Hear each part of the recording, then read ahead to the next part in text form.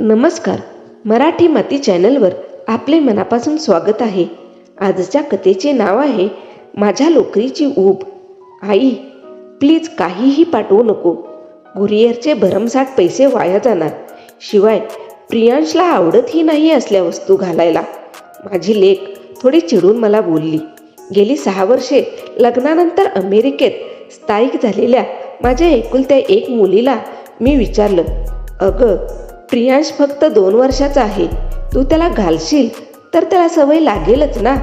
आई, आता थोडं स्पष्ट बोलते हं. त्या तिकडच्या साध्या लोकरीचा अमेरिकेच्या कडक थंडीत काहीही उपयोग होत नाही. मी चांगले महागाईचे फर कोट घेतले आहेत प्रियांश आणि आमच्यासाठी. म्हणून म्हणते आहे, ऐक माझं, नको पाठवू तुझे विणलेले स्वेटर इथे. अर्थात तू हट्ट धरून पाठवलेच तरी मी नाही वापरणार. म्हणून सांगते, प्लीज ऐक. प्रीती खूपच स्पष्ट शब्दात नकार देत होती. माझे यजमान हयात असेपर्यंत लेकीचे खूपच लाड पुरवायचे. मला नेहमीच म्हणायचे, तिला काय हवं ते करू दे, सतत तिला सूचना देत जाऊ नकोस. त्यांच्या त्याच शब्दांना आठवत मी बरं फोन ठेवते म्हणत व्हिडिओ कॉल बंद केला. विणकाम ही केवळ माझी आवड नाही, माझा सर्वात आवडता छंद म्हणता येईल. किशोर वयात नातेवाईकांकडून सणावारांना मिळालेले पैसे वाचवून मी माझ्या आवडीचे छान मऊ रंगीत लोकरीचे गोळे आणि सुया विकत घ्यायचे.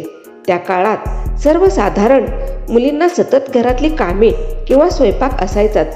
हे सर्व मलाही करावं लागायचं. पण तरी स्वतःसाठी काही वेळ काढून गच्चीवर उन्हात चटई घालून आजीच्या बाजूला बसून मी भरपूर विणकाम शिकून घेतलं. ती पण मला यासाठी खूप प्रोत्साहन द्यायची आणि वेगवेगळ्या विणकामाच्या पद्धती शिकवायची. कालांतराने माझ्याजवळ वेगवेगळ्या आकाराच्या सुया आणि बहुरंगी लोकरीच्या गोळ्यांचा एक सुंदर संचय झाला होता. एका मोठ्या ड्रॉवरमध्ये मी हे सर्व नीट मांडून ठेवायचे. जणू खजिनाच होता तो माझा. हळूहळू मी लहान मुलांसाठी मोजे, छोटे लोकरीचे फ्रॉक, स्वेटर, माकड टोपी, मफलर सारख्या लोकरी वस्तू बनवण्यात अधिकच प्रवीण होत गेले. आमच्या घरी येणाऱ्या पाहुण्यांना माझे आईवडील अभिमानाने माझे हे कौशल्य सांगत.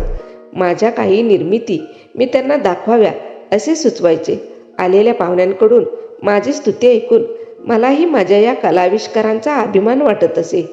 BAचे शिक्षण पूर्ण होताच माझा विवाह एका संपन्न कुटुंबात झाला. माझ्या सासरच्या मंडळींनाही लवकरच माझे लोकरीवरील प्रेम जाणवले आणि तेही आपल्या ओळखीपाळखीच्या लोकांना विणकामात आमची सुनबाई खूपच कुशल आहे असे सांगू लागले. बघता बघता आमच्या विस्तारित कुटुंबातील, मित्रमंडळातील आणि शेजापाजारच्या लोकांनाही ह्याची जाणीव होत गेली आणि कधी रुकवत तर कधी बारसे अशा प्रसंगासाठी मी विणलेल्या लोकरीच्या वस्तूंच्या मागण्या यायला लागल्या. मीही प्रेमाने दरवेळी वेगवेगळ्या डिझाईनचे विणकाम करून त्यांना भेट म्हणून द्यायचे. माझ्या पतीने मला विणकामाची बरीच पुस्तके भेट दिली आणि मीही त्यांचा पूर्ण उपयोग करीत नवनवीन आधुनिक नमुने आणि डिझाईन शिकून माझे कौशल्य विकसित करत गेले. मी मात्र त्यातून पैसे कमवण्याचा विचार कधीच केला नाही, कारण माझे पती त्यांच्या कारकिर्दीत चांगलेच कमवत होते आणि आम्हाला एकच मूल असल्याने माझ्या स्वतःच्या कमाईची काही आवश्यकता नव्हती. पण मी बऱ्याच वेळा आपल्या कम्युनिटी सेंटरमध्ये प्रदर्शनासाठी माझे स्वेटर, फ्रॉक इत्यादी ठेवत होते. इतकी वर्षे झाली. मी आता एक ज्येष्ठ नागरिक असून एकटीच पण एक सुखी जीवन जगत आहे. माझे पती निधन पावले, पण माझ्यासाठी सर्व सुखसुविधा आणि काही न विसरता येणाऱ्या सुखद आठवणी सोडून गेले. सोबतीला इतर कुटुंबीय व मित्रपरिवार आहेच, पण अमेरिकेत राहणाऱ्या माझ्या प्रीतीची आणि विशेषतः माझ्या छोट्याशा प्रियांशची उणीव खूपच भासते. प्रीतीच्या डिलिव्हरीच्या वेळेस गेले होते मी तिथे, पण केवळ 3 महिनेच मला माझ्या छोट्या नातवाच्या सहवासात राहता आले. तेव्हापासून त्यांना प्रत्यक्ष भेटण्यास आतुर झालेली मी फक्त मी विणलेले लोकरीचे कपडेच त्यांच्यापर्यंत पोचवू शकते. ते कपडे घालताना त्यांच्या चेहऱ्यावरचा आनंद पाहावा इतकीच इच्छा होती माझी. हिवाळी ऋतूची चाहूल लागताच मी त्यांच्यासाठी विणकामाला सुरुवात केली होती.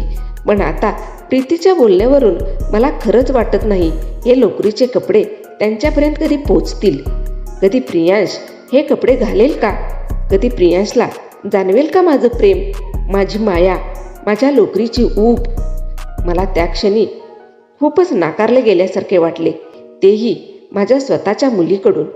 मी माझ्या अश्रू आवरून डोळे पुसत असतानाच मला रजनीने आवाज दिला, ताईजी, काम झालंय माझं, येऊ का मी? माझ्या भव्य घरात कामाला असलेल्या रजनीने विचारले. मी होकार देऊन ती जाणार एवढ्यात ती माझ्या खोलीत येऊन माझ्या खुर्चीच्या जवळ बसली. रजनी म्हणाली, ताईजी, तुम्ही किती सुंदर स्वेटर बनवता हो. मला माहीत आहे हे तुम्ही तुमच्या नातवासाठी विणले आहेत, पण ताईजी बघा ना, घरात ह्याच मापाचा तुम्ही विणलेला एखादा जुना स्वेटर असला तर माझा धाकटा लेक आहे ना त्याच्यासाठी. अहो, मला किती पण वाटलं ना की त्याला असे सुंदर रंगीत मऊ उबदार स्वेटर घ्यावे, पण तुम्हाला माहीत आहे ना मला परवडणार नाही हो, आणि त्यातही तुमच्या हातचे विणकाम. ताईजी, मी तुमची खुशामत नाही करत हो, खरंच सांगते, तुमच्यासारखे सुरेख नाजूक विणकाम हे फार थोड्यांना जमते. जादूच आहे तुमच्या हातात. ताईजी बघा की काही असेल तर. रजनीची ही वाक्य ऐकताच मी उठले आणि माझ्या कपाटातून मी विणलेले 4-5 स्वेटर व 2 मफलर काढून तिच्यासमोर ठेवले. उत्तम दर्जाच्या शुद्ध काश्मीरी लोकरीचे विणलेले हे कपडे मी खास माझी मुलगी, जावई व प्रियांसाठी जपून ठेवले होते. पण त्यांना रजनीला काढून देताना मला एक क्षणही विचार करावासा नाही वाटला. प्रियांशनी माझे स्वेटर घालावे, माझ्या प्रेमाची ऊब त्याच्यापर्यंत पोचावी इतकीच इच्छा होती माझी. पण मी अगदी प्रसन्न मनाने, संतुष्ट चित्ताने हे सर्व रजनीच्या सुपूर्द करत म्हणाले, हे घे, तू तुझा नवरा आणि तुझ्या छोट्या मुलासाठी भेट. शिवाय मला तुझ्या बाकी 2 मुलांचेही माप कळव, मी त्यांच्यासाठी पण स्वेटर बनवते. तिच्या व तिच्या मुलांबद्दल खूपच आपुलकी वाटून मी बोलले. नाही नाही ताईजी, रजनी लगेच म्हणाली, अहो हे तर खूपच महाग असतील, मी हे कसे घेऊ शकते? अहो, मी तुम्हाला सहज विचारलं, तुमच्याजवळ काही जुनं असेल तर द्या म्हणून. हे नाही घेऊ शकत मी. पण मी रजनीची समजूत काढली, नाही म्हणू नकोस, ह्या कपड्यांची ज्यांना गरज आहे, ज्यांना कदर आहे, त्यांनाच हे मिळावेत. माझ्या प्रियांसाठी त्याची श्रीमंत आई खूप भरचे कोट घेईल ग.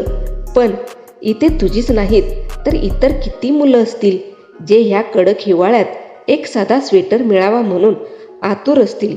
माझ्या नातवाला ह्यांची गरज नाही, पण तुझ्या मुलांना आहे, आणि तुझ्या कुटुंबानी मी विणलेले स्वेटर घालावे ह्यातच माझा खरा आनंद आहे.